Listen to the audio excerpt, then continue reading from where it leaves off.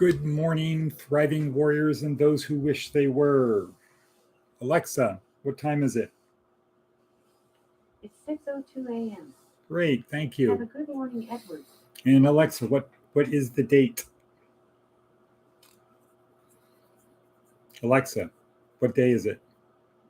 It's Tuesday, July 19th. Okay, Tuesday, July 19th. And Alexa, what is the weather forecast? Currently, in Pahrump it's 76 degrees Fahrenheit with mostly sunny skies. Today, you can expect lots of sun with a high of 106 degrees and a low of 76 degrees. Aha. Okay. False beliefs. Right, what are we doing here? This is Thriving Warrior Career Services, where our goal is to help you get from where you are to where you want to be, from point A to point B. And then, per Jordan Peterson, once you get to point B, then you're going to want to move to point C. But right now, our focus is helping you get from point A to point B. The question is, what are you doing to move yourself? And the answer is not much. How do I know? Because I'm observant.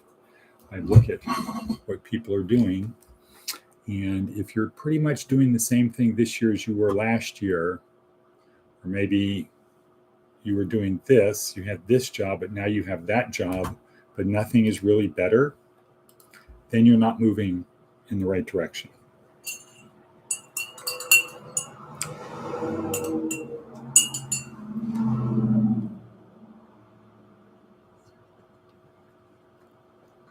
Good coffee. Thank you again, Jeannie. And Carl, hopefully Carl is feeling better. Okay, people, it's pretty basic. It's pretty simple. Oh. This right here is the contract for the Oasis. Signed. Hopefully we get the keys tomorrow. And anybody who wants to really participate, make a change, to build something that will be wonderful, is invited to do it. But why won't you? Aha! False beliefs.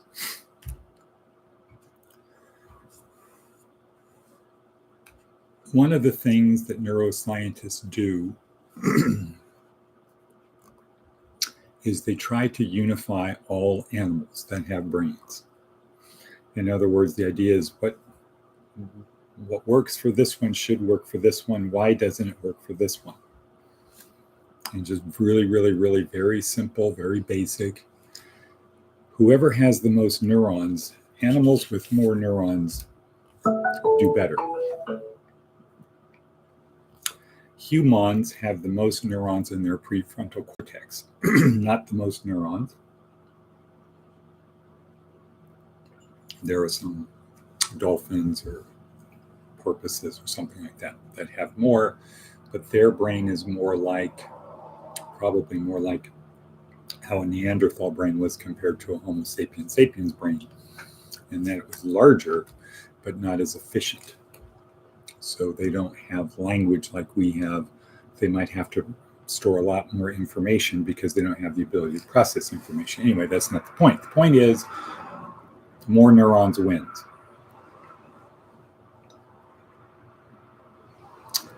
One of the things that happens when you have enough neurons, per Yuval Harari, is, and humans are uniquely able to do this, is we can live in a dual reality.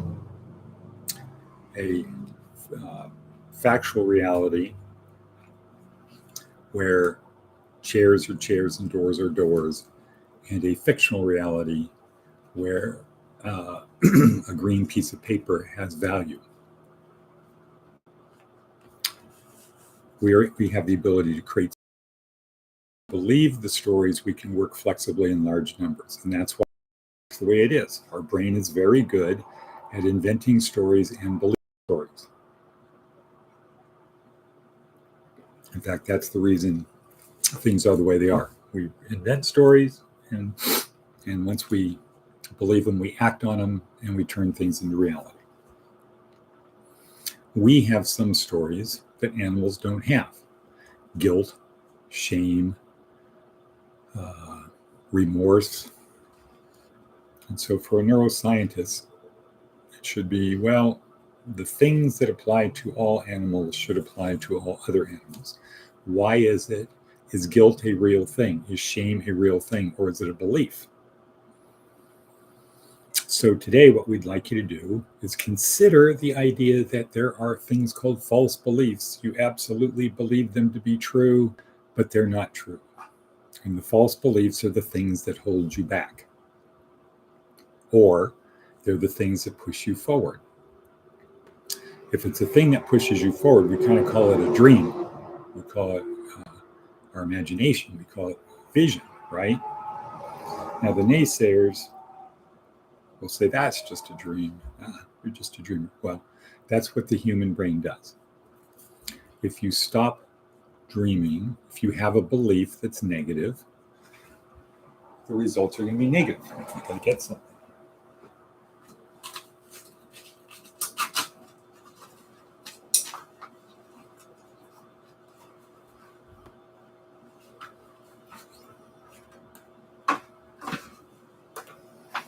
Okay, this is Mark Rowland's book, Positive Psychology. Get your copy now on Amazon, or you can call me. We are driven by our beliefs. Just kind of have this thought. Try to accept this as being true. We're driven by our beliefs. False beliefs that are not empowering lead us to a place that is not good. False beliefs that are empowering lead us to a place that is good. How do we drop our false beliefs and adopt empowering beliefs? Well, neuroscientists would say we can just do it, just accept, hey, it's a story. But here's a way that maybe you can do it. First of all, accept that you don't know yourself. I don't really know who I am. I only know who I believe I am. And who I believe I am isn't really that good. But then accept the belief that maybe it's possible for me to do other things. It's possible. Instead of having a fixed mindset, have an open mindset or a growth mindset where it's possible. It just hasn't happened yet. I have to work at it. I have to have discipline. So first accept the belief, the idea, the concept that maybe I don't know myself as well as I think I do. Maybe I don't know myself at all. Maybe I only know the stories I believe about myself. And if that's the case, it's possible that I could be wrong about myself. Maybe I can do things. So the idea is to kind of step out of the stories that are controlling your behavior. Then another thing would be to accept that the opinions of others don't have to become your reality. In other words, you don't have to accept the belief that people have about you. Does that mean you should ignore them? No, it just means you don't have to believe. The key word is have to. Keywords are have to. You don't have to believe the opinions other people have about you because they could be wrong. They could be wrong. They might be right, so don't dismiss them. And the more wise, more successful, more whatever the person is, the more likely their opinion is right.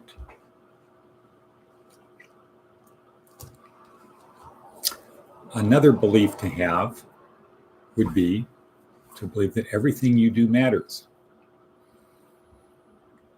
What if you accept that belief? Everything you do matters. Would you behave differently? Probably, right? If everything you did mattered, versus it doesn't really matter what I'm doing right now anyway. No one cares. It's not going to change anything. Well, that's true. If you don't do anything, nothing's going to change and no one's going to care. If you step outside of your beliefs, your limiting beliefs, and open up that it's possible to change your beliefs. Maybe something good will happen. At novum-u and at Thriving Warrior, we tend to follow Goethe, something Goethe said, which, to paraphrase, is basically, if you treat a man as he is, he will remain as he is. But if you treat him as what he could be and should be, he will become what he could be and should be. So why do I say we tend to believe that? Charlene, why would I say we tend to act out that way, or we tend to adopt that? Well, because some people have a belief, have non-empowering beliefs that treating people a certain way feeds into their belief. It doesn't get them to change their belief. So if you treat a man as he is, he will remain as he is. So if you treat somebody like a criminal, they'll remain a criminal. If that is their self-belief, if that's how they believe themselves to be.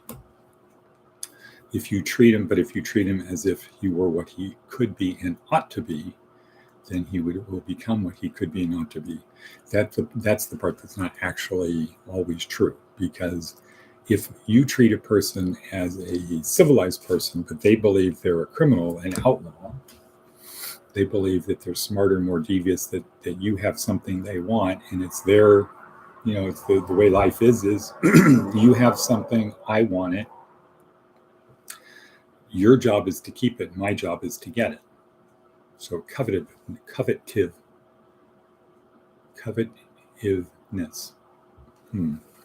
Doesn't roll off the tongue well. Covetiveness. If somebody operates from a self-belief that it's all about stuff, you have stuff, I want it.